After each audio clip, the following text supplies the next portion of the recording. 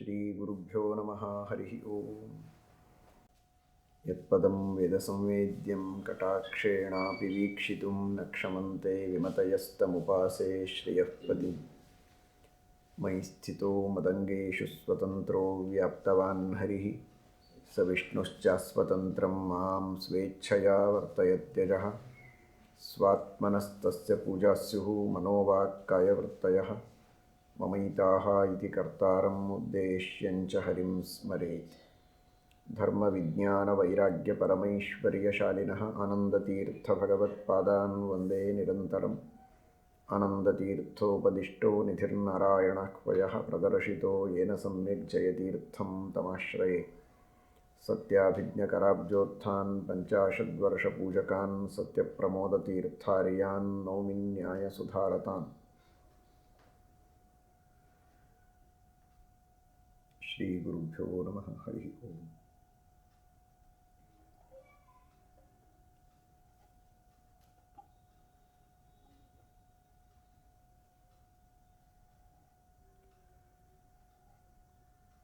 ಶ್ರೀಮದ್ಭಗವದ್ಗೀತೆ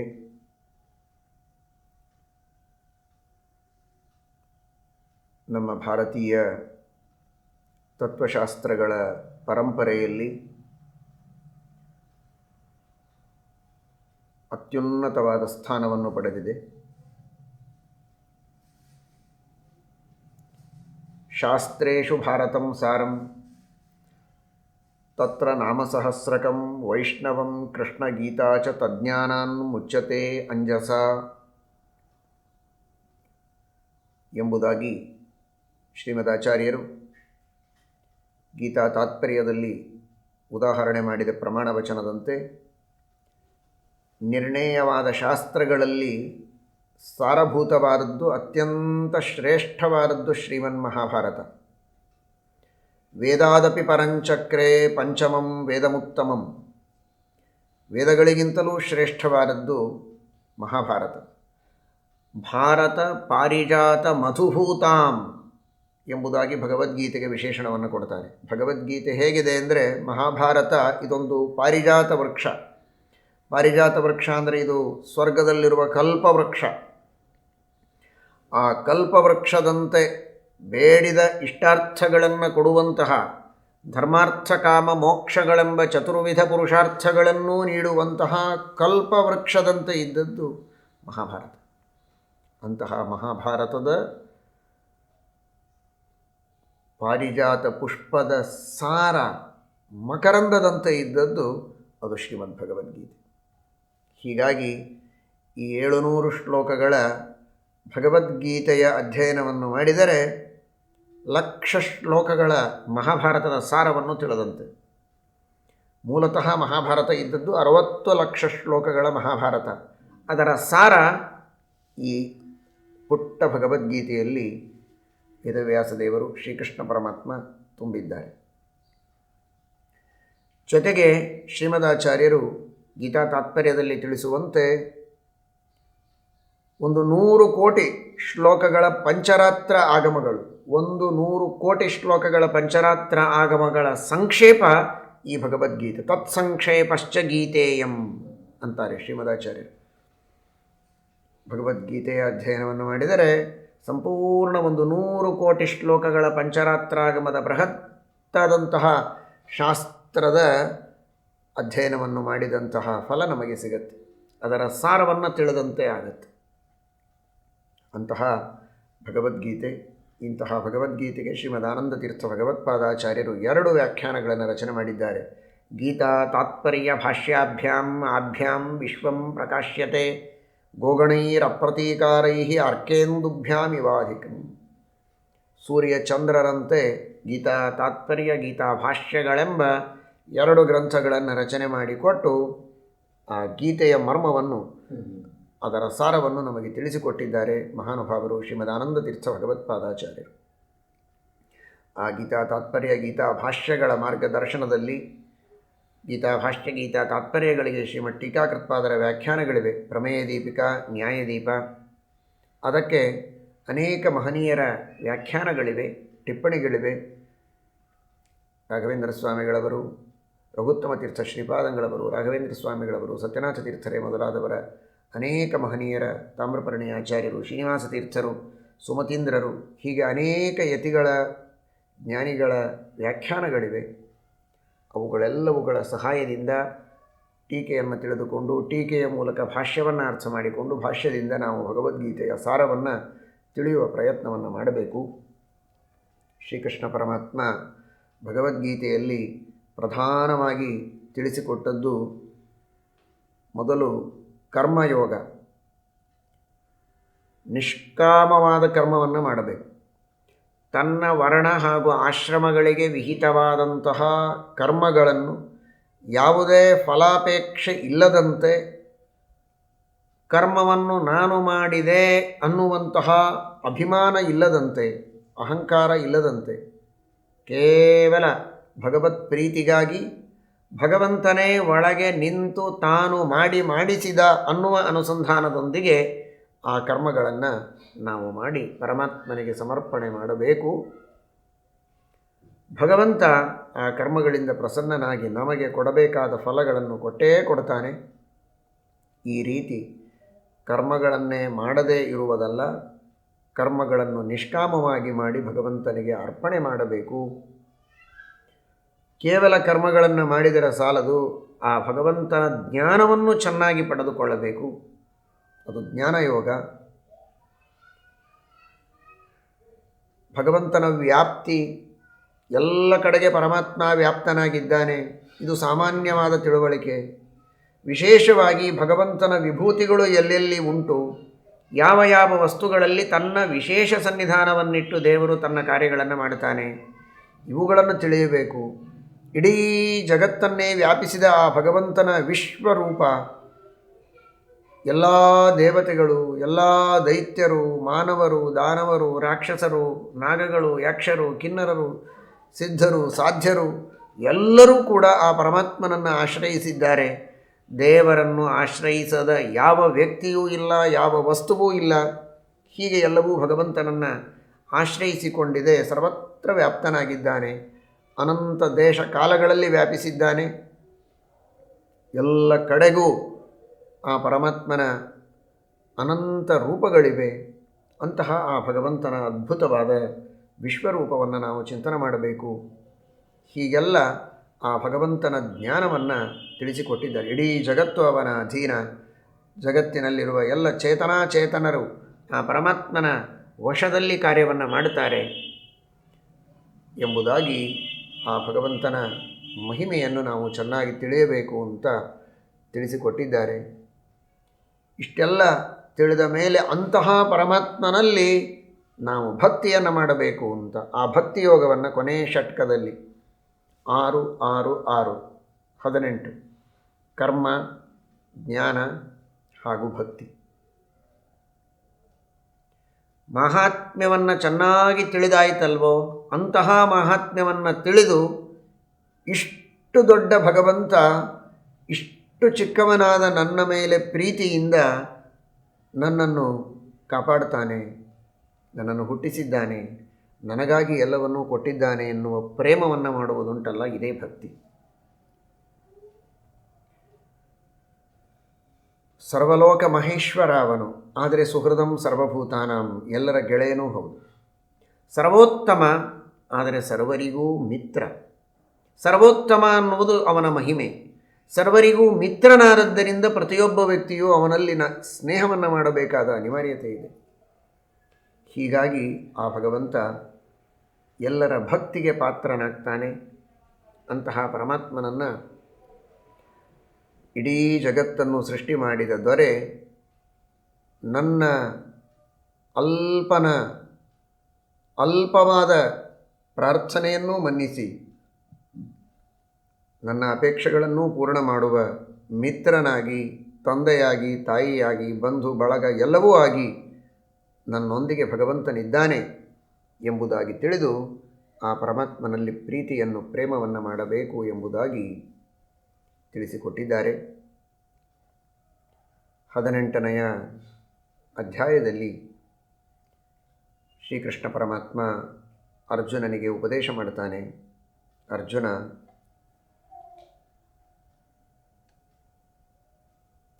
ಕರ್ಮಗಳ ಬಗ್ಗೆ ಹಿಂದೆ ನೀನು ತಿಳಿದಿದ್ದಿ, ಅದನ್ನೇ ನೆನಪು ಮಾಡಿಕೊಡ್ತಾನೆ. ಕೆಲವರು ತಪ್ಪು ತಿಳಿದಿದ್ದಾರೆ, ಕರ್ಮಗಳನ್ನು ನಾವು ಮಾಡಲೇಬಾರದು, ಅದೆಲ್ಲ ಅಜ್ಞಾನಿಗಳು ಮಾಡುವ ಕಾರ್ಯ, ನಾವೆಲ್ಲ ಕೇವಲ ಜ್ಞಾನದಲ್ಲಿ ಆಸಕ್ತರಾಗಿರಬೇಕು ಅಂತ. ಶ್ರೀಕೃಷ್ಣ ಹೇಳ್ತಾನೆ, ಅದು ಸರಿಯಲ್ಲ. ಯಜ್ಞದಾನ ತಪಃ ಕರ್ಮ ನ ತ್ಯಾಜ್ಯಂ ಕಾರ್ಯಮೇವ ತತ್ ಯಜ್ಞೋ ದಾನಂ ತಪಶ್ಚೈವ ಪಾವನಾನಿ ಮನೀಷಿಣಾಂ. ಮಾಡಲೇಬೇಕು ಕರ್ಮಗಳನ್ನು. ಶಾಸ್ತ್ರಗಳಲ್ಲಿ ಕರ್ಮಗಳ ತ್ಯಾಗ ಮಾಡಬೇಕು ಅಂತ ಅಲ್ಲಲ್ಲಿ ಹೇಳಿದ್ದು ನಿಜ. ಏನದರ ಅರ್ಥ? ಕರ್ಮಗಳ ಫಲಾಪೇಕ್ಷೆಯನ್ನು ನಾವು ಮಾಡಬಾರದು ಅಂತ. ಕೆಲವು ಕರ್ಮಗಳುಂಟು ಶಾಸ್ತ್ರದಲ್ಲಿ ಹೇಳಿದ್ದು, ಫಲಾಪೇಕ್ಷೆ ಇದ್ದರೆ ಮಾತ್ರ ಮಾಡಿ, ಇಲ್ಲದಿದ್ದರೆ ಮಾಡಲೇಬೇಡಿ ಅಂತ. ಅಂತಹ ಕರ್ಮಗಳನ್ನು ಮಾಡಲೇಬೇಡಿ, ಬಿಟ್ಬಿಡಿ.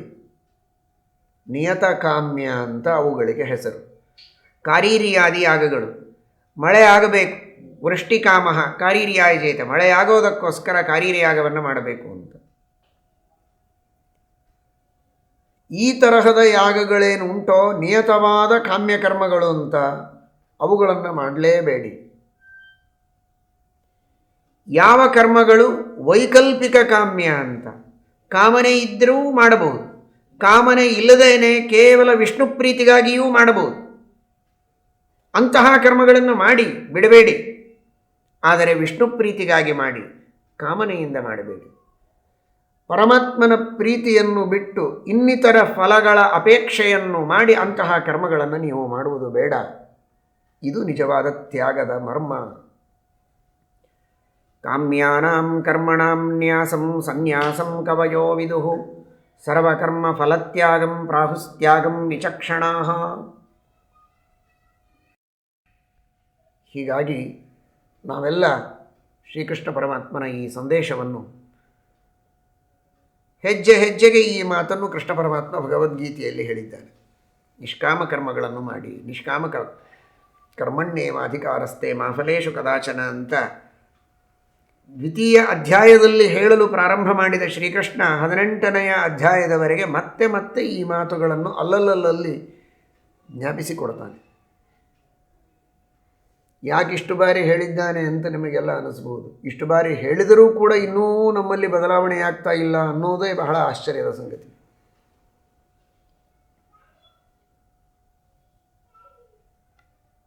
ಸರ್ವವನ್ನೂ ನಮಗೆ ನೀಡಿದಂತಹ ಸ್ವಾಮಿ, ನಾವು ಕೇಳದೆಯೇ ಎಲ್ಲವನ್ನೂ ಕೊಟ್ಟ ಸ್ವಾಮಿಗೆ ಯಾವ ಕಾಲಕ್ಕೆ ಏನನ್ನು ಕೊಟ್ಟು ನನ್ನನ್ನು ಅನುಗ್ರಹಿಸಬೇಕು ಅನ್ನುವುದು ಗೊತ್ತು. ಆ ಕಾಲಕ್ಕೆ ಅವುಗಳನ್ನು ನೀಡಿ ನಮ್ಮನ್ನು ಅನುಗ್ರಹಿಸ್ತಾನೆ ಆ ಪರಮಾತ್ಮ ಅನ್ನುವ ಪೂರ್ಣ ನಂಬಿಕೆಯಿಂದ, ಶ್ರದ್ಧೆಯಿಂದ ನಿಷ್ಕಾಮವಾದ ಕರ್ಮಗಳನ್ನು ಮಾಡಿ. ಅರ್ಥ ಮಾಡಿಕೊಳ್ಳಿ, ನಮ್ಮ ಬುದ್ಧಿ ಪರಮಾಣುವಿನಷ್ಟು. ನಮ್ಮ ಕಣ್ಣೆದರಿಗೆ ಕಾಣುವ ಸಮಸ್ಯೆಗಳು 4, 10 ಇರಬಹುದು. ಆದರೆ ನನ್ನ ಸಮಸ್ಯೆಗಳು ಎಷ್ಟಿದೆ ಅಂತ ನನಗೇ ಗೊತ್ತಿಲ್ಲದಂತೆ 100, 1000, ಲಕ್ಷ, ಕೋಟಿ ಇದೆ. ಆದರೆ ನನಗೆ ಅದು ಗೊತ್ತೇ ಇಲ್ಲ. ಆ ಸಮಸ್ಯೆಗಳ ಪರಿಹಾರಕ್ಕೆ ನಾನೇನು ದೇವರಿಗೆ ಮೊರೆ ಹೋಗಲು ಸಾಧ್ಯ ಇದೆ ಹೇಳಿ? ಗೊತ್ತೇ ಇಲ್ಲ ನನಗೆ ಆ ಸಮಸ್ಯೆಗಳು. ಏನೆಲ್ಲ ದೇಹದೊಳಗೆ ಏರುಪೇರುಗಳು ಮುಂದೆ ನನಗಾಗಲಿಕ್ಕುಂಟು ನನಗೇನು ಗೊತ್ತು? ಈಗ ನಾನು ಸುಖವಾಗಿದ್ದೇನೆ, ಜ್ವರ ಬಂತು, ಅಯ್ಯೋ ಜ್ವರ ಬಂತು ದೇವರೇ, ಕಡಿಮೆಯಾಗುವ ಹಾಗೆ ಅನುಗ್ರಹ ಮಾಡು ಅಂತ ನಾನು ಕೇಳ್ಬೋದು. ಆದರೆ ಇನ್ನೇನೆಲ್ಲ ರೋಗಗಳು ದಾರಿ ಕಾಯ್ತಾ ಕುಳಿತಿವೆ, ಏನೇನು ಅಬ್ನಾರ್ಮಲ್ ಆದಂತಹ ಸ್ಥಿತಿಗಳು ನನ್ನ ದೇಹದೊಳಗೆ ಈಗಾಗಲೇ ಇವೆ, ಯಾವಾಗ ಅವುಗಳು ಹೊರಗೆ ಸಮಸ್ಯೆಯ ರೂಪದಲ್ಲಿ ಪ್ರಕಟವಾಗ್ತವೆ ಗೊತ್ತಿಲ್ಲ ನನಗೆ. ನಾನೇನು ಅದರ ಬಗ್ಗೆ ದೇವರಿಗೆ ಕೇಳೋದು?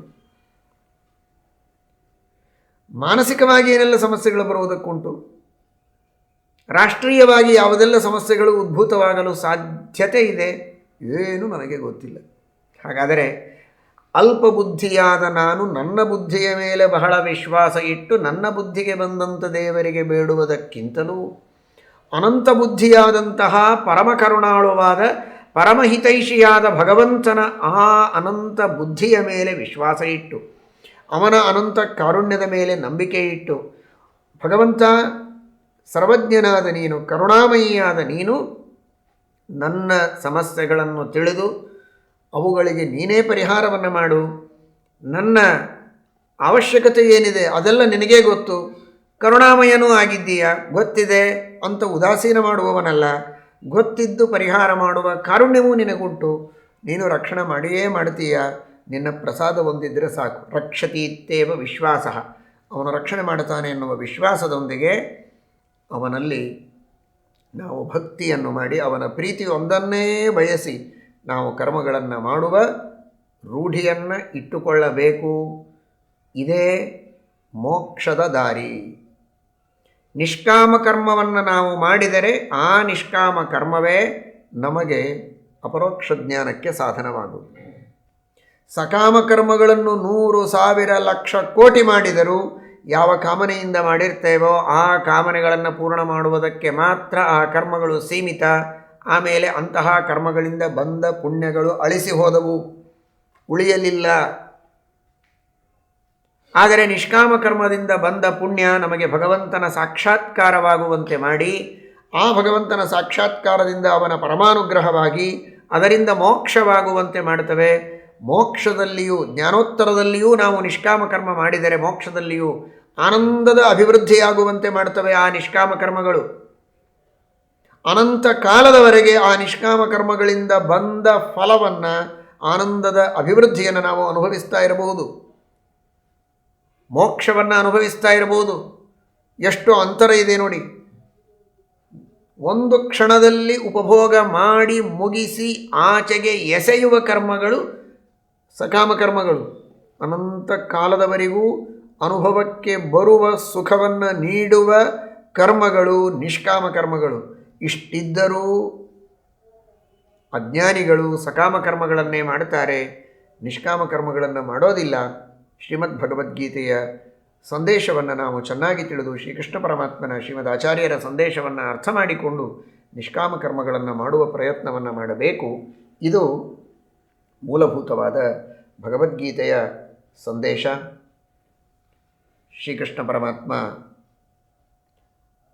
ಒಂದು ಮಾತನ್ನು ತಿಳಿಸ್ತಾನೆ, ಅರ್ಜುನ, ನಾನು ಮಾಡ್ತೇನೆ ಅಂತ ಪ್ರತಿಯೊಬ್ಬ ವ್ಯಕ್ತಿ ಅಹಂಕಾರದಿಂದ ಹೇಳಿಕೊಳ್ತಾನಲ್ಲ, ತಪ್ಪು ಅದು. ಏನವನ ಕೈಯಲ್ಲಿದೆ ಅಂತ ಅವನು ನಾನು ಮಾಡ್ತೇನೆ ಅಂತ ಧೈರ್ಯದಿಂದ ಹೇಳ್ತಾನೆ. ಅಧಿಷ್ಠಾನಂ ತಥಾ ಕರ್ತ ಕರಣಂಚ ಪೃಥಗ್ವಿಧಂ ವಿವಿಧಾಶ್ಚ ಪೃಥಕ್ ಚೇಷ್ಟಾಃ ದೈವಂಚೈವಾತ್ರ ಪಂಚಮಂ. ಯಾವುದೇ ಒಂದು ಸಣ್ಣ ಕರ್ಮವನ್ನು ಮಾಡಬೇಕಾದರೂ ಇಷ್ಟೆಲ್ಲ ಕಾರಣಗಳು ಬೇಕಾಗುತ್ತೆ. ಒಂದು ಪಾರಾಯಣ, ಭಗವದ್ಗೀತೆಯ ಪಾರಾಯಣ, ವಿಷ್ಣು ಸಹಸ್ರನಾಮಗಳ ಪಾರಾಯಣ, ಸಂಧ್ಯಾವಂದನ, ದೇವರ ಪೂಜೆ, ಯಾವುದೋ ಒಂದು ಸಣ್ಣ ಕರ್ಮ. ಆ ಕರ್ಮವನ್ನು ಮಾಡಬೇಕಾದರೆ ಕರ್ಮ ಸಣ್ಣದು ಅಂತ ನಾವು ಕಾರಣಗಳನ್ನು ಅಪೇಕ್ಷೆ ಪಡದೆ ಕರ್ಮ ಮಾಡಲಿಕ್ಕೆ ಸಾಧ್ಯ ಇಲ್ಲ.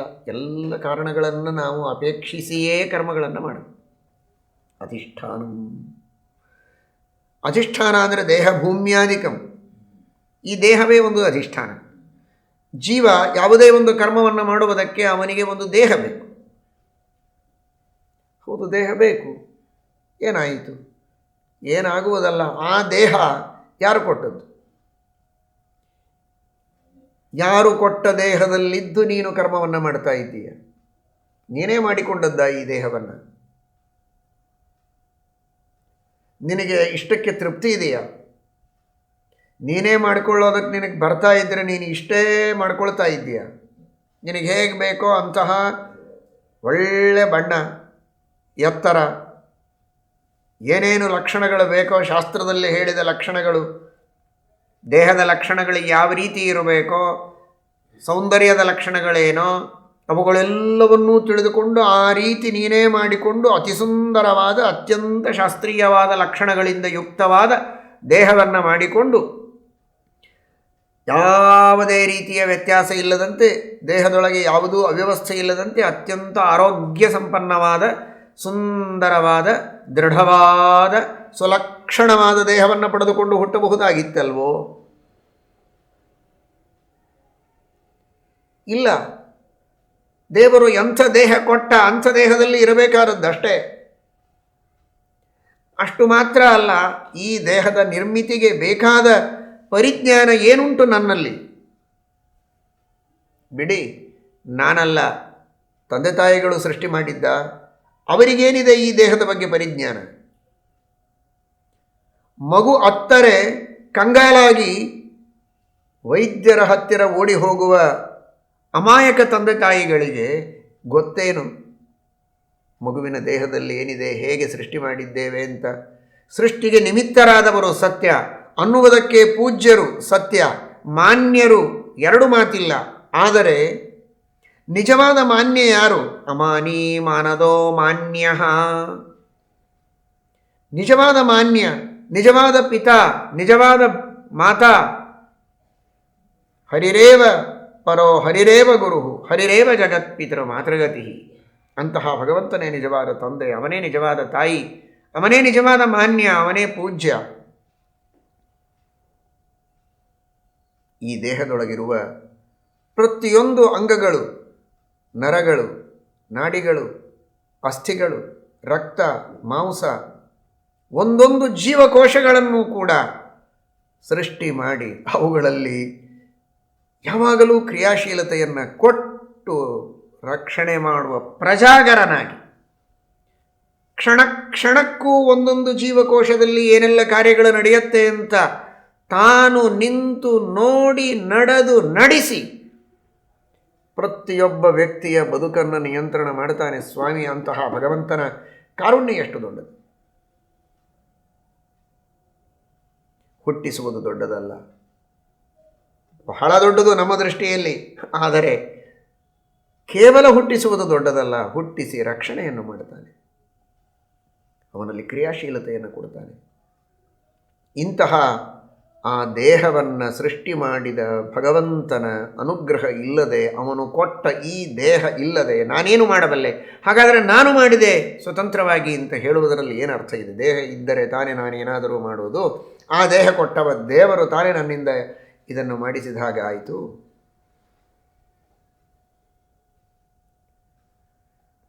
ಬರೀ ದೇಹ ಅಲ್ಲ, ಆ ದೇಹ ನಿಲ್ಲುವುದಕ್ಕೆ ಬೇಕಾದ ಭೂಮಿ, ಅದರ ಕೆಳಗಿನ ಲೋಕಗಳು, ಆ ಎಲ್ಲ ಲೋಕಗಳನ್ನೂ ಧಾರಣೆ ಮಾಡುವುದಕ್ಕೆ ಕೆಳಗೆ ಶೇಷದೇವರು ಅವರನ್ನೂ ಕೂರ್ಮರೂಪದಿಂದ ಧಾರಣೆ ಮಾಡಿದ, ತಮ್ಮ ಪುಚ್ಛದ ಮೇಲೆ ಧಾರಣೆ ಮಾಡಿದ ವಾಯುದೇವರು, ಆ ವಾಯುದೇವರನ್ನು ತನ್ನ ಪುಚ್ಛದ ಮೇಲೆ ಧಾರಣೆ ಮಾಡಿದಂತಹ ವಿಷ್ಣು ಕೂರ್ಮ ಭಗವಂತ ತಾನು ಭೂಮಿಯೂ ನಮಗೆ ಸಿಗುವಂತೆ ಮಾಡಿದ, ದೇಹವನ್ನೂ ನಮಗೆ ಕೊಟ್ಟ, ನಾನಾ ರೀತಿಯ ಅಧಿಷ್ಠಾನಗಳನ್ನು ನಮಗೆ ಕೊಟ್ಟು ನಮ್ಮಿಂದ ಕಾರ್ಯ ಮಾಡಿಸ್ತಾನೆ. ಬರೀ ದೇಹ ಅಲ್ಲ, ಅಧಿಷ್ಠಾನಂ ತಥಾ ಕರ್ತ. ಕರ್ತ ಅಂದರೆ ಜೀವ, ಜೀವಸ್ವರೂಪವನ್ನು ನಿಯಮನ ಮಾಡ್ತಾನೆ ಪರಮಾತ್ಮ. ಅನಾದಿ ಕಾಲದಿಂದ ಈ ಜೀವನಲ್ಲಿ ಕರ್ತೃತ್ವ ಶಕ್ತಿಯನ್ನು ಕೊಟ್ಟಿದ್ದಾನೆ. ಅದೇ ಬಲಂ. ಬಲಮಾನಂದವೋಜಶ್ಚ ಸಹೋಜ್ಞಾನಂ ಅನಾಕುಲಂ ಸ್ವರೂಪಾಣ್ಯೇವ ಜೀವಸ್ಯ ವ್ಯಜ್ಯಂತೆ ಪರಮದ್ವಿಭೋ. ಆ ಬಲಂ, ಬಲಂ ಅಂದರೆ ಸಾಮರ್ಥ್ಯಂ, ಅದೇ ಕರ್ತೃತ್ವ ಅಂತ ದ್ವೈತದ್ಯುಮಣಿಕಾರರು ಹೇಳ್ತಾರೆ. ಬಲ ಅಂದರೆ ಅದೇ ಕರ್ತೃತ್ವ, ಅದೇ ಕರ್ತೃತ್ವ ಶಕ್ತಿ, ಸಾಮರ್ಥ್ಯ. ಅನಾದಿ ಕಾಲದಿಂದ ಜೀವನಿಗೆ ಕರ್ತೃತ್ವವನ್ನು ಕೊಟ್ಟಿದ್ದಾನೆ ಸ್ವರೂಪದಲ್ಲಿ. ಅದಕ್ಕಾಗಿ ಕರ್ತ ಅಂತ ಶಬ್ದ ಆಡಿದ್ದಾರೆ, ಜೀವ ಅಂತ ಆಡಿಲ್ಲ. ಅಧಿಷ್ಠಾನಂ ತಥಾ ಕರ್ತ. ಆ ಕರ್ತೃತ್ವವನ್ನು ಜೀವನಿಗೆ ನೀಡಿದ್ದಾರೆ, ಪರಮಾತ್ಮ ಕೊಟ್ಟಿದ್ದಾನೆ. ಮುಖ್ಯ ಕರ್ತ ಸಾಕ್ಷಾತ್ ಶ್ರೀಹರಿ. ಅವನಂತೂ ನಮ್ಮ ಅಧೀನ ಅಲ್ಲ, ಇಡೀ ಜಗತ್ತು ಅವನ ಅಧೀನ.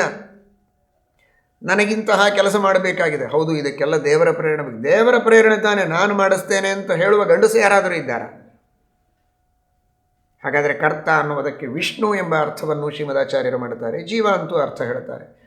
ಹಾಗಾದರೆ ಕರ್ತೃವಾದ ಜೀವ, ಕರ್ತೃವಾದ ವಿಷ್ಣು, ಇವರೆಲ್ಲ ನಾವು ಒಂದು ಕರ್ಮವನ್ನು ಮಾಡುವುದಕ್ಕೆ ಬೇಕು. ದೇಹ ನನ್ನ ಅಧೀನ ಅಲ್ಲ, ಜೀವಸ್ವರೂಪ ಹೇಗಿದೆ ಅಂತ ನನಗೆ ಗೊತ್ತಿಲ್ಲ, ನನ್ನ ಅಧೀನ ಏನು, ನನ್ನ ಜೀವಸ್ವರೂಪದೊಳಗೆ ಏನಿದೆ ಅಂತ ಇನ್ನೊಬ್ಬರು ಹೇಳಿದ್ದನ್ನು ಕೇಳಿ ತಿಳಿಯುವ ಪರಿಸ್ಥಿತಿ ನನಗಿದೆ. ಆಗಮವನ್ನು ನೋಡಿ ನಾನು ತಿಳಿಯಬೇಕು. ಬಲಮಾನಂದ ಓಜಶ್ಚ ಅಂತ. ನನ್ನೊಳಗೇನಿದೆ ಅಂತ ನನಗೆ ಸರಿಯಾಗಿ ಗೊತ್ತಿಲ್ಲದ ಪರಿಸ್ಥಿತಿಯೊಳಗಿದ್ದ ನಾನು ನನ್ನನ್ನು ನಾನು ನಿಯಂತ್ರಿಸುವುದು ಹೇಗೆ? ಕರಣಂಚ ಪೃಥಗ್ವಿಧಂ, ಇಂದ್ರಿಯಗಳು ಬೇಕು, ಬಾಹ್ಯವಾದ ಅನೇಕ ಉಪಕರಣಗಳು ಬೇಕು, ಸೃವಾದಿಗಳು ಬೇಕು ಯಜ್ಞವನ್ನು ಮಾಡುವುದಕ್ಕೆ, ಪುಸ್ತಕಾದಿಗಳು ಬೇಕು ಪಾರಾಯಣಾದಿಗಳನ್ನು ಮಾಡುವುದಕ್ಕೆ, ತುಳಸಿ ಪುಷ್ಪ ಗಂಧ ಇತ್ಯಾದಿಗಳು ಬೇಕು ದೇವರ ಪೂಜೆಯನ್ನು ಮಾಡುವುದಕ್ಕೆ. ಇವುಗಳೆಲ್ಲವನ್ನು ಸೃಷ್ಟಿ ಮಾಡಿದವರು ಯಾರು? ಅದಕ್ಕೆ ಮೂಲ ಕಾರಣಗಳಾದ ಪಂಚಮಹಾಭೂತಗಳ ಸೃಷ್ಟಿ, ಅದಕ್ಕೆ ಮೂಲಭೂತವಾದ ಅಹಂಕಾರ ಮಹತ್ತತ್ವಗಳ ಸೃಷ್ಟಿ. ಒಂದು ಪುಷ್ಪವನ್ನು ದೇವರಿಗೆ ಭಕ್ತಿಯಿಂದ ಏರಿಸಬೇಕಾದರೆ ಅದರ ಹಿಂದೆ ಎಷ್ಟಿದೆ ನೋಡಿ. ದೊಡ್ಡ ಪ್ರಪಂಚ ಇದೆ. ಪುಷ್ಪ ಸುಮ್ಮನೆ ಬರಲಿಲ್ಲ, ಆ ಪುಷ್ಪದ ಹಿಂದೆ ಪ್ರಪಂಚ ಇದೆ. ಪುಷ್ಪವನ್ನು ನಮ್ಮ ಮುಂದಿಟ್ಟು ಹಿಂದೆ ನಗತಾ ನಿಲ್ಲುವ ದೇವ ಅವನು ಪುಷ್ಪಹಾಸ. ಆ ಪುಷ್ಪದ ಹಿಂದೆ ಗಿಡ ಇದೆ, ಬೀಜ ಇದೆ, ಮಣ್ಣಿದೆ, ಅದರ ಹಿಂದೆ ಅಹಂಕಾರ ತತ್ವ ಇದೆ, ಮಹತ್ತತ್ವ ಇದೆ, ಸತ್ವರಜಸ್ತಮೋ ಗುಣಗಳಿವೆ. ಹೀಗೆ ಪ್ರತಿಯೊಂದು ವಸ್ತುವು ಕೂಡ ಬಂದದ್ದು ಮೂಲಭೂತವಾದ ಪ್ರಕೃತಿ, ಮಹತ್ತತ್ವ, ಅಹಂಕಾರ ತತ್ವ, ಪಂಚಮಹಾಭೂತಗಳಿಂದ. ಅವುಗಳೆಲ್ಲವುಗಳ ಹಿನ್ನೆಲೆಯಿಂದ ಇವುಗಳನ್ನು ಸೃಷ್ಟಿ ಮಾಡಿಕೊಟ್ಟು ನಮಗೆ ಒದಗಿಸಿಕೊಟ್ಟಿದ್ದಾನೆ ಭಗವಂತ ಅಂತ ನಾನೊಂದು ದೇವರ ಪೂಜೆ ಮಾಡಲಿಕ್ಕಾಗತ್ತೆ, ಒಂದು ಯಜ್ಞ ಮಾಡಲಿಕ್ಕಾಗತ್ತೆ. ಹೀಗಿರುವಾಗ ನಾನು ಯಜ್ಞ ಮಾಡಿದೆ, ನಾನು ಪೂಜೆ ಮಾಡಿದೆ ಅಂತ ಯಾವ ಧೈರ್ಯದಿಂದ ಹೇಳೋದು? ಏನಿದೆ ಅಲ್ಲಿ ನನ್ನ ಸ್ವಾತಂತ್ರ್ಯ? ಅಧಿಷ್ಠಾನಂ ತಥಾ ಕರ್ತ ಕರಣಂಚ ಪೃಥಗ್ವಿಧಂ. ಇಂದ್ರಿಯಗಳು, ಒಳಗಿನ ಇಂದ್ರಿಯಾದಿಕರಣಗಳು, ಹೊರಗಿರುವ ಬೇರೆ ಉಪಕರಣಗಳು. ವಿವಿಧಾಶ್ಚ ಪೃಥಕ್ ಚೇಷ್ಟಾ, ನಾನಾ ವಿಧವಾದಂತಹ ಕ್ರಿಯೆಗಳು. ನಮ್ಮ ಹಸ್ತ ಪಾದಾದಿಗಳ ನಾನಾ ವಿಧವಾದ ಕ್ರಿಯೆಗಳು. ಒಂದೊಂದು ಕ್ರಿಯೆಗಳು ಕೂಡ ನನ್ನಲ್ಲಿ ನಡೆಯಬೇಕು ಅಂತಾದರೆ ಏನೆಲ್ಲ ನನ್ನ ಶರೀರದಲ್ಲಿ ಆಗಬೇಕಾಗತ್ತೆ ಅಂತ ನನಗೆ ಗೊತ್ತೇ ಇಲ್ಲ. ಅವುಗಳೆಲ್ಲವನ್ನು ಒಳಗಿದ್ದು ಮಾಡಿಸುವವ ಭಗವಂತ. ಎಲ್ಲದರ ಮೇಲೆ ದೈವಂಚೈವ ಅತ್ರ ಪಂಚಮಂ. ದೈವ, ಅದೃಷ್ಟ ಇರಬೇಕು. ಎಲ್ಲ ಸಾಧನ ಸಲಕರಣೆಗಳಿದೆ. ನಾನು ಮಾಡಬೇಕು ಅಂತ ಅಂದ್ಕೊಂಡ ಕಾರ್ಯವನ್ನು ನನಗೆ ಮಾಡಲಿಕ್ಕೆ ಆಗತ್ತೆ ಅಂತ ನಿಯಮ ಇಲ್ಲ. ಏನೋ ಆಗಿ ತಪ್ಪಿ ಹೋಗುತ್ತೆ. ಆ ಅದೃಷ್ಟ ಬೇಕು, ಪುಣ್ಯ ಬೇಕು, ದೈವ. ಅದು ನನಗೆ, ಅದರ ಹೆಸರೇ ಅದೃಷ್ಟ. ಕಾಣೋದೇ ಇಲ್ಲ, ಅದು ಕಾಣದ ಅದೃಷ್ಟ. ಆದರೆ ಎಲ್ಲವನ್ನೂ ನಿಯಂತ್ರಣ ಮಾಡುತ್ತೆ. ಅಂಥದನ್ನು ನಾನು ನಿಯಂತ್ರಣ ಮಾಡಿ ನನ್ನ ಕಾರ್ಯವನ್ನು ಮಾಡ್ಕೊಳ್ಳಿಕ್ಕೆ ನನಗಾಗತ್ತೋ? ಇವತ್ತು ಪೂಜೆ ಮಾಡಬೇಕು, ಅದೃಷ್ಟ ಬೇಕು. ಇಷ್ಟು ಅದೃಷ್ಟ ನಾನು ತೊಗೊಳ್ತೇನೆ, ಇದನ್ನು ಉಪಯೋಗಿಸಿ ಪೂಜೆ ಮಾಡ್ತೇನೆ ಅಂತ ಅನ್ನೋ ಹಾಗಿಲ್ಲ. ಪೂಜೆ ಮಾಡೋದಕ್ಕೆ ನಾನು ಪ್ರಯತ್ನ ಮಾಡಬೇಕು. ಆ ಅದೃಷ್ಟವನ್ನು ದೇವರು ಪ್ರಚೋದನೆ ಮಾಡಿ, ಆ ಅದೃಷ್ಟವನ್ನು ನಿಮಿತ್ತ ಮಾಡಿ ನನ್ನ ಪೂಜೆಯನ್ನು ಸಂಪನ್ನ ಮಾಡಬೇಕು. ಅದೃಷ್ಟ ಇರಲಿಲ್ಲ, ವಿಘ್ನ ಬರುತ್ತೆ, ಪೂಜೆ ಆಗುವುದಿಲ್ಲ, ಊಟ ಆಗುವುದಿಲ್ಲ, ಏನು ಅಂದ್ಕೊಂಡಿರ್ತೀರೋ ಆ ಕಾರ್ಯ ಆಗೋದಿಲ್ಲ. ಅಂತಹ ಅದೃಷ್ಟವನ್ನು ನಿಯಮನ ಮಾಡುವಂತಹ ಅದೃಷ್ಟ ಪ್ರೇರಕನಾದ ಪರಮಾತ್ಮನ ಅಧೀನವಾಗಿ ಅದೃಷ್ಟ ನಮಗೆ ಸಹಕಾರಿಯಾದರೆ ನಮ್ಮ ಕಾರ್ಯ ಯಶಸ್ವಿಯಾಗುತ್ತೆ. ಹೀಗಿರುವಾಗ ನಾನು ಸ್ವತಂತ್ರವಾಗಿ ಮಾಡ್ತೇನೆ ಅಂತ ಯಾವ ಧೈರ್ಯದಿಂದ ಹೇಳ್ತೀರಿ? ಅಧಿಷ್ಠಾನಂ ತಥಾ ಕರ್ತ ಕರಣಂಚ ಪೃಥಗ್ವಿಧಂ ವಿವಿಧಾಶ್ಚ ಪೃಥಕ್ಚೇಷ್ಟಾ ದೈವಂಚೈವಾತ್ರ ಪಂಚಮಂ. ಯಜ್ಞ, ಯಾಗ, ಪೂಜೆ ಅಂತ ಸತ್ಕರ್ಮಗಳನ್ನು ಒಂದೆರಡನ್ನು ಎಣಿಸಿ ಹೇಳಿದ್ದು. ಈ ಸತ್ಕರ್ಮಗಳಿಗೆ ಮಾತ್ರ ಅಂತ ತಿಳಿಯಬೇಡಿ. ಕಣ್ಣು ರೆಪ್ಪೆ ಬಡಿಯೋದಕ್ಕೆ ಇಷ್ಟೆಲ್ಲ ಬೇಕು.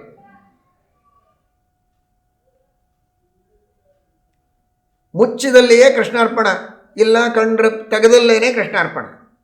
ರೆಪ್ಪೆ ಮುಚ್ಚಿ ತೆಗೆಯೋದರೊಳಗೆ ಇವನ ಅದೃಷ್ಟ ಎಲ್ಲಿ ಖಾಲಿ ಆಗತ್ತೋ ಅಲ್ಲಿಯೇ ಅವನ ಆಯುಷ್ಯ ಮುಗಿಯಿತು. ರೆಪ್ಪೆ ಮುಚ್ಚಿದವ ಮತ್ತೆ ತೆಗೀತಾನೆ, ಅದೃಷ್ಟ ಇದೆ. ತೆರೆದವ ಮತ್ತೆ ಮುಚ್ತಾನೆ, ಅದೃಷ್ಟ ಇದೆ. ಅಂದರೆ ತೆಗೆದು ಮುಚ್ಚಿ ಮಾಡ್ತಾ ಇದ್ದಾನೆ ಅಂದರೆ ಅದೃಷ್ಟ ಇದೆ ಅಂತ ಅರ್ಥ. ಇಲ್ಲ ಅಂದರೆ ಮುಚ್ಚೇ ಬಿಡ್ತಾನೆ. ಇಲ್ಲ ತೆರೆದಲ್ಲೇನೆ ಕಣ್ಣು ತೆರೆದೇ ಪ್ರಾಣ ಪಕ್ಷಿ ಹಾರಾಗಿ ಹೋಗುತ್ತೆ. ಅದೃಷ್ಟ ಎಲ್ಲ ಕಡೆಗೂ ಬೇಕು. ಅಂತಹ ಅದೃಷ್ಟವನ್ನು ನಿಯಮನ ಮಾಡುವುದಕ್ಕೆ ದೇವರು ಬೇಕು. ದೃಷ್ಟ ಅದೃಷ್ಟ ಸಕಲ ಕಾರಣಗಳನ್ನು ನಿಯಮನ ಮಾಡಿ ನಮ್ಮಲ್ಲಿ ತಾನಿದ್ದು ನುಡಿದು ನುಡಿಸಿ ಮಾಡಿ ಮಾಡಿಸಿ ಆಡಿ ಆಡಿಸುವ ಆ ಆಟಗಾರ, ಕಪಟನಾಟಕ ಸೂತ್ರಧಾರ, ಇಡೀ ಜಗತ್ತನ್ನೇ ತನ್ನ ಕ್ರೀಡೆಗೆ ರಂಗಮಂಚ ಮಾಡಿಕೊಂಡವ. ಸ್ವಯಂ ವಿಹಾರ ಇಹಮೇ ತನುಭೃತ್ ಸ್ವಭಾವ ಸಂಭೂತಯೇ ಭವತಿ ಭೂತಿಕೃದೇ ಬಭೂತ್ಯಾಹ. ಜೀವರಾಶಿಗಳ ಉದ್ಧಾರಕ್ಕೆ ಇದು ಕಾರಣ. ತನಗೆ ಮಾತ್ರ ನಿತ್ಯ ತೃಪ್ತ, ಯಾವ ಪ್ರಯೋಜನ ಇಲ್ಲ, ಕೇವಲ ಇದೊಂದು ವಿಹಾರ ಸ್ಥಾನ. ಅಂತಹ ಆ ಭಗವಂತನ ಅಧೀನವಾಗಿ ನಾವು ಕರ್ಮಗಳನ್ನು ಮಾಡುತ್ತೇವೆ ಅಂತ ತಿಳಿದು ನಾನು ಸರ್ವಥಾ ಸ್ವತಂತ್ರವಾಗಿ ಮಾಡ್ತಾ ಇಲ್ಲ, ಅವನ ಅಧೀನವಾಗಿ ಮಾಡ್ತಾ ಇದ್ದೇನೆ. ಈ ಕರ್ಮಗಳ ಉದ್ದೇಶ ಅವನ ಪ್ರೀತಿ ಬಿಟ್ಟರೆ ಇನ್ನೊಂದೇನಿಲ್ಲ. ಅವನ ಪ್ರೀತಿಯೇ ಇದಕ್ಕೆ ಉದ್ದೇಶ ಅಂತ ಇಟ್ಟುಕೊಂಡು ನಾವು ಕರ್ಮಗಳನ್ನು ಮಾಡಬೇಕು. ಫಲಾಪೇಕ್ಷೆ ಇರಬಾರದು, ನಾನು ಮಾಡಿದೆ ಎನ್ನುವ ಅಹಂಕಾರ ಇರಬಾರದು. ಇದಕ್ಕೆ ಪ್ರೇರಕ ದೇವರು ಅಂತನ್ನುವ ಅನುಸಂಧಾನ ಇರಲೇಬೇಕು. ಅವನ ಪ್ರೀತಿ ಅನ್ನುವುದು ಉದ್ದೇಶವಾಗಿ ಇರಲೇಬೇಕು. ಇಂತಹ ಕರ್ಮವೇ ಸಾತ್ವಿಕ ಕರ್ಮ, ಇಂತಹ ಕರ್ತೃವೇ ಸಾತ್ವಿಕ ಕರ್ತ. ಆ ರೀತಿ ಕರ್ಮವನ್ನು ಮಾಡಿದರೇನೇ ಅದರಿಂದ ಅವನಿಗೆ ಭಗವಂತನ ಸಾಕ್ಷಾತ್ಕಾರವಾಗಿ ಮೋಕ್ಷವಾಗುವುದಕ್ಕೆ ಸಾಧ್ಯ ಇದೆ ಎಂಬುದಾಗಿ ಶ್ರೀಕೃಷ್ಣ ಪರಮಾತ್ಮ ಇಲ್ಲಿ ತಿಳಿಸಿಕೊಟ್ಟಿದ್ದಾನೆ. ಶ್ರೀಕೃಷ್ಣ ಪರಮಾತ್ಮ ಸಾರವನ್ನು ಹೇಳ್ತಾನೆ. ಕೊನೆಗೆ ಭಗವದ್ಗೀತೆಯ ಸಾರವನ್ನು ಶ್ರೀಕೃಷ್ಣ ಪರಮಾತ್ಮನೇ ಹೇಳ್ತಾನೆ. ಈಶ್ವರ ಸರ್ವಭೂತಾನಾಂ ಹೃದ್ದೇಶೇರ್ಜುನ ತಿಷ್ಠತಿ ಭ್ರಾಮಯನ್ ಸರ್ವಭೂತಾನಿ ಯಂತ್ರಾರೂಢಾನಿ ಮಾಯಯಾ ತಮೇವ ಶರಣಂ ಗಚ್ಚ ಸರ್ವಭಾವೇನ ಭಾರತ ತತ್ಪ್ರಸಾದಾತ್ ಪರಾಂ ಶಾಂತಿಂ ಸ್ಥಾನಂ ಪ್ರಾಪ್ಸ್ಯಸಿ ಶಾಶ್ವತಂ. ಎಲ್ಲ ಜೀವರ ಹೃದಯದಲ್ಲಿ ಅಂತರ್ಯಾಮಿಯಾಗಿ ಭಗವಂತ ತಾನಿದ್ದಾನೆ. ತನ್ನ ಇಚ್ಛೆಯಂತೆ ನಾನಾ ವಿಧವಾದ ಶರೀರಗಳೆಂಬ ಯಂತ್ರಗಳನ್ನು ಈ ಜೀವನಿಗೆ ಕೊಟ್ಟು ಆ ಯಂತ್ರದೊಳಗೆ ಈ ಜೀವನನ್ನು ಕೂಡಿಸಿ ಅವನ ಮೂಲಕ ಎಲ್ಲ ಕರ್ಮಗಳನ್ನು ಪರಮಾತ್ಮ ಮಾಡಿಸ್ತಾನೆ. ಅವನವನ ಕರ್ಮಗಳಿಗೆ ತಕ್ಕಂತೆ ಫಲವನ್ನು ಕೊಡ್ತಾನೆ. ಮಾಡಿಸುವುದು ತಾನೇ, ಫಲ ಕೊಡುವುದು ತಾನೇ. ಅವನು ಮಾಡಿದ ಅಂತ ಜೀವನಿಗೆ ಕೀರ್ತಿ ಕೊಟ್ಟು ಅವನಿಗೆ ಫಲ ಕೊಡ್ತಾನೆ. ಸ್ವವಂದನಂ ಯಥಾ ಪಿತ್ರ ಕಾರಿತಂ ಶಿಶುಕರ್ತೃಕಂ ಏವಂ ಪೂಜಾ ವಿಷ್ಣುಧೀನ ಭವೇತ್ ಜೀವಕೃತೇತ್ಯಪಿ. ತಾನೇ ಮಗುವಿಗೆ ನಮಸ್ಕಾರ ಮಾಡುವುದಕ್ಕೆ ಹೇಳ್ತಾನೆ ತಂದೆ.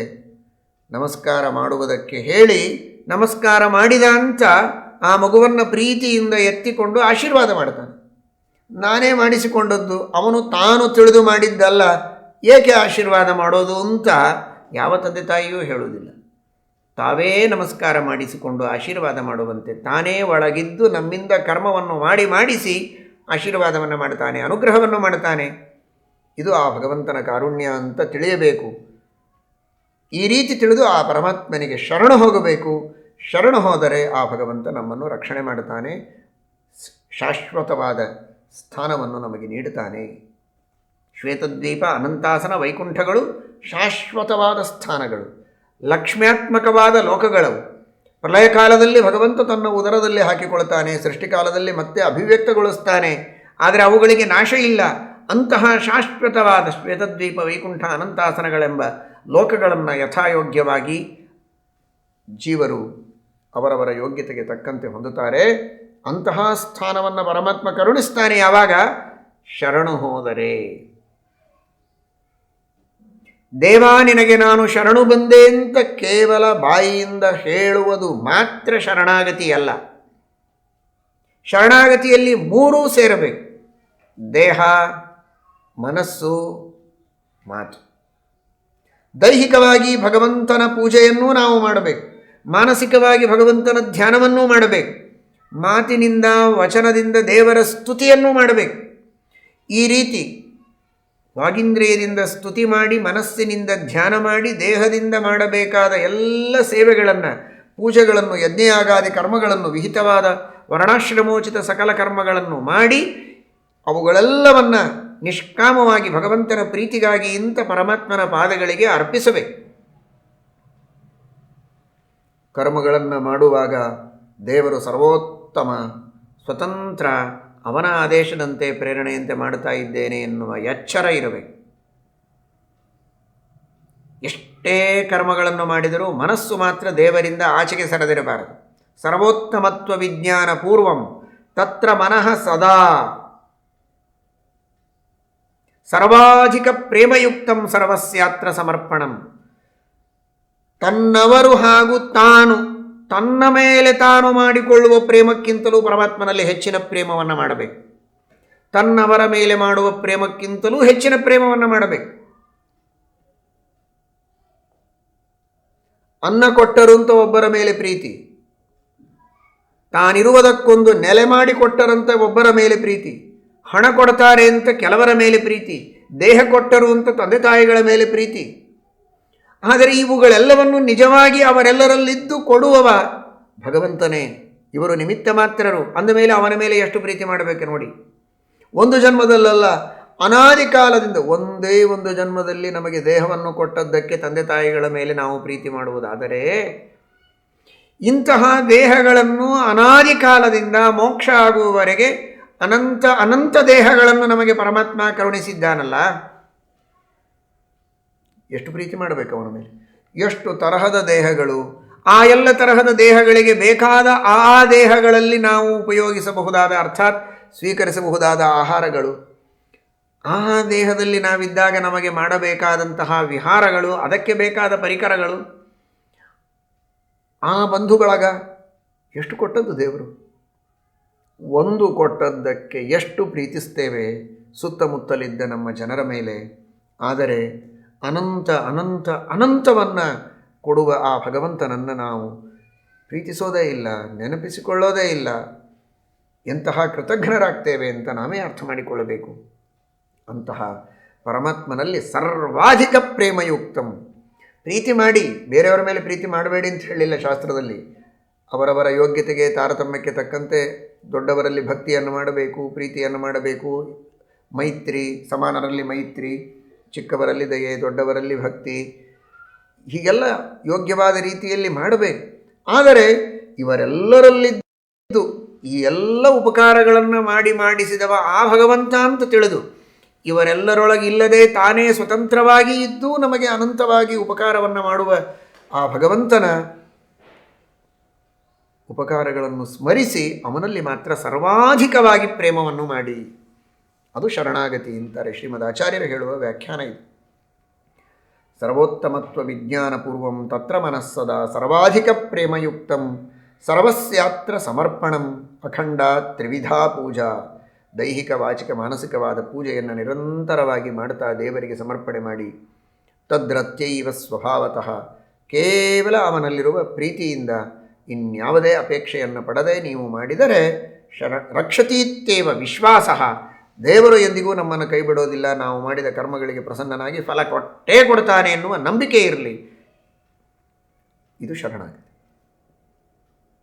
ಹೀಗೆ ಸರ್ವದಾ ಭಗವಂತನಲ್ಲಿ ಮನಸ್ಸಿಟ್ಟು ಸರ್ವವನ್ನೂ ದೇವರಿಗೆ ಅರ್ಪಿಸಿ, ಸರ್ವದಾ ದೇವರು ನಮ್ಮನ್ನು ರಕ್ಷಣೆ ಮಾಡುತ್ತಾನೆ ಅಂತನ್ನುವ ವಿಶ್ವಾಸವನ್ನು ಇಟ್ಟುಕೊಳ್ಳುವುದೇ ಶರಣಾಗತಿ.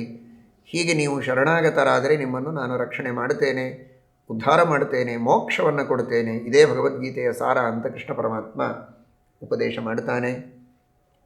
ಮನ್ಮನಾಭವ ಮದ್ಭಕ್ತಃ ಮದ್ಯಾಜಿ ಮಾಂ ನಮಸ್ಕುರು ಮಾಮೇ ವೈಶ್ಯಸಿ ಸತ್ಯಂತೆ ಪ್ರತಿಜಾನೇ ಪ್ರಿಯೋಸಿಮೆ ಅಂತ ಕೊನೆಗೆ ಮತ್ತೆ ಹೇಳ್ತಾನೆ.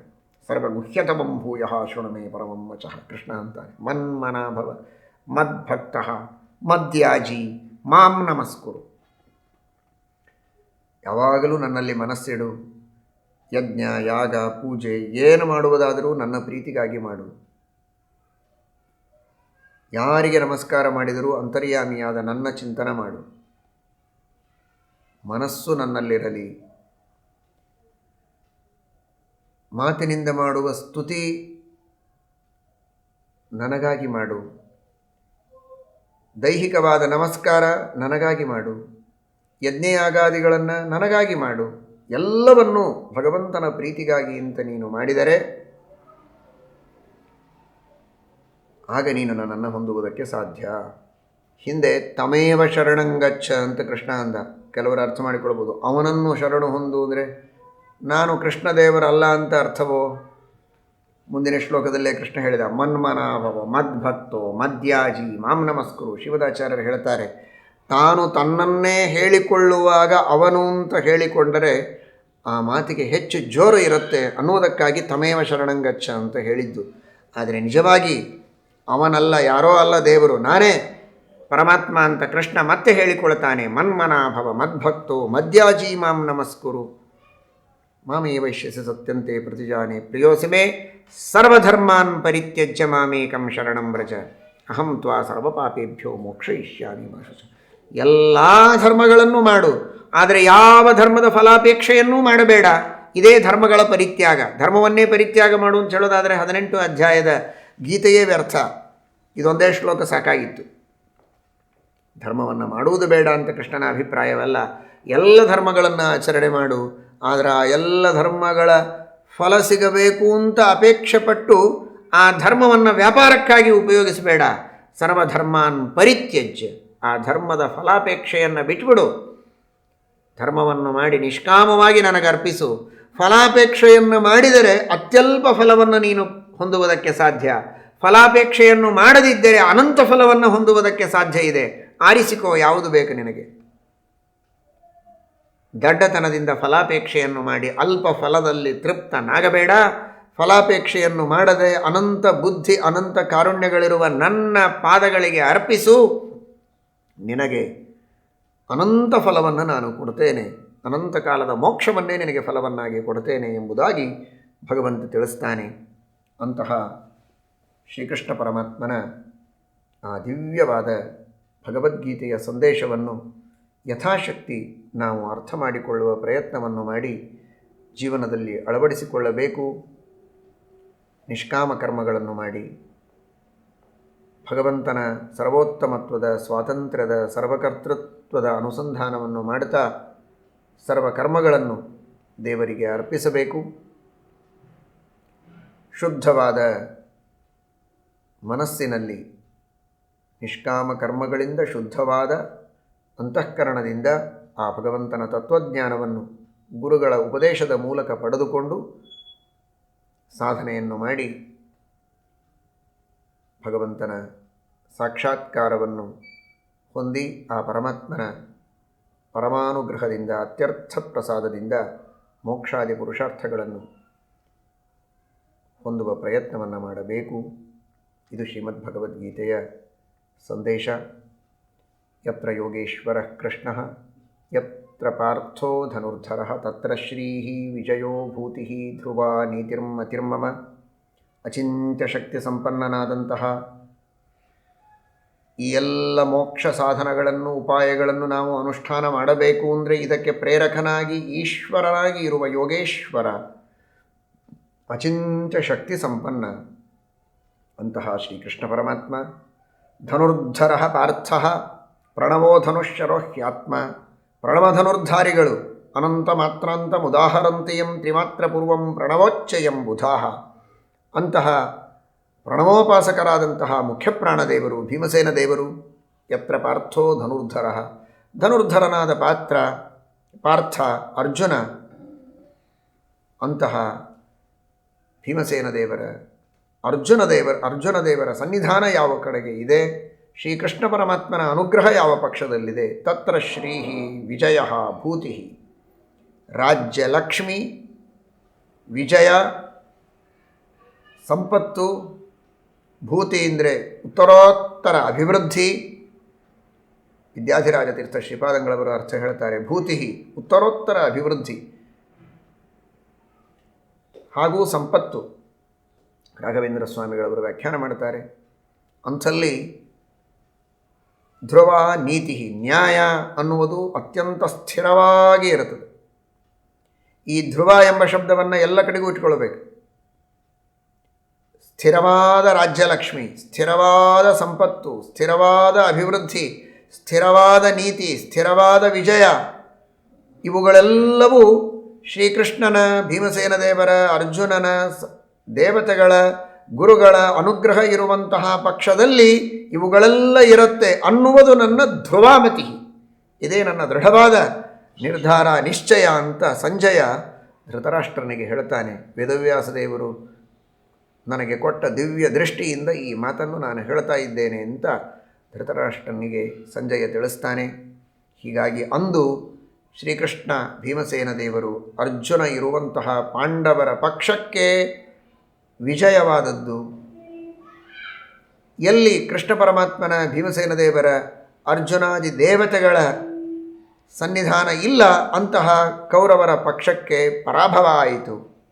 ಹಾಗೆ ಇವತ್ತು ನಮ್ಮ ಜೀವನದಲ್ಲಿಯೂ ಕೂಡ ಶ್ರೀಕೃಷ್ಣ ಪರಮಾತ್ಮನ, ವಾಯುದೇವರ ಹಾಗೂ ಅರ್ಜುನನ, ಇಂದ್ರಾದಿ ದೇವತೆಗಳ, ಎಲ್ಲ ಮಹನೀಯರ, ಜ್ಞಾನಿಗಳ, ಗುರುಗಳ ಉಪದೇಶ, ಅವರ ಸಂದೇಶ, ಅವರ ಸಂದೇಶದಂತೆ ಉಪದೇಶದಂತೆ ಜೀವನದಲ್ಲಿ ನಾವು ವರ್ತಿಸಿದರೆ ನಮ್ಮ ಪಕ್ಷದಲ್ಲಿ ಅವರ ಸನ್ನಿಧಾನ ಇದ್ದಂತೆ ನಮಗೆ ನಿಶ್ಚಿತವಾಗಿಯೂ ವಿಜಯವಾಗುತ್ತೆ. ಈ ಸಂಸಾರದಲ್ಲಿರುವ ದುಃಖಗಳನ್ನೆಲ್ಲ ದೂರ ಮಾಡಿಕೊಂಡು ನಾವು ಮೋಕ್ಷವನ್ನು ಹೊಂದಬಹುದು.